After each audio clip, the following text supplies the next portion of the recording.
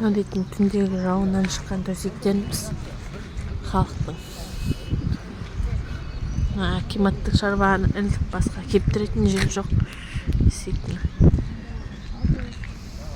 Жайлап дендегілер келіп жатыр, адам саны көбейіп. Қазір сағат 21 күні 9:30.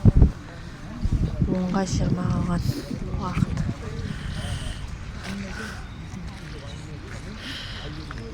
Палатканың іші толық адам.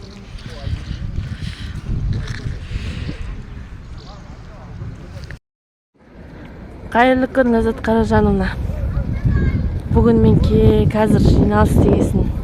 Ятын біздер түннен шықтық, кішкене демалып алдық. 9-да кетіп, 9:30-да кеттік те, 2 сағат демалыстан кейін келдік. Әкіммен кездескісі келетін халық көп, көрдіңіз бе? Бұл халықтың бәрі наразы халықтар сонда. Сіздер ана пабликке шығып жатқан бір-екі халықтың сөзіне алданбаңыздар. Мына кісінің бәрі наразы. Бұл кісілер манағы әкіммен кездесеміз дегесін шығып жатыр міне алаңға. Мынандай халықтың бәрі осы жерде жүр. Мынаның ішінде бәленбай адам бар ал.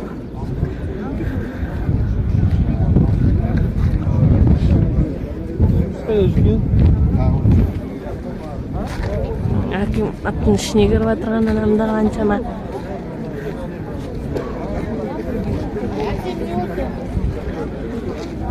Мынаның бәрі немен акиматпен кездескісі келіп отыр, әкіммен кездескісі келіп отырған тұрғындар.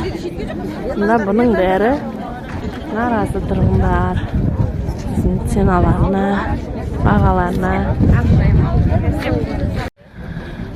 Бүгін 21 мамыр Құлсары халқы әл алаңда. Мына кісілердің бәрі ночтан шыққан адамдар. Түннен ешкім кеткен жоқ.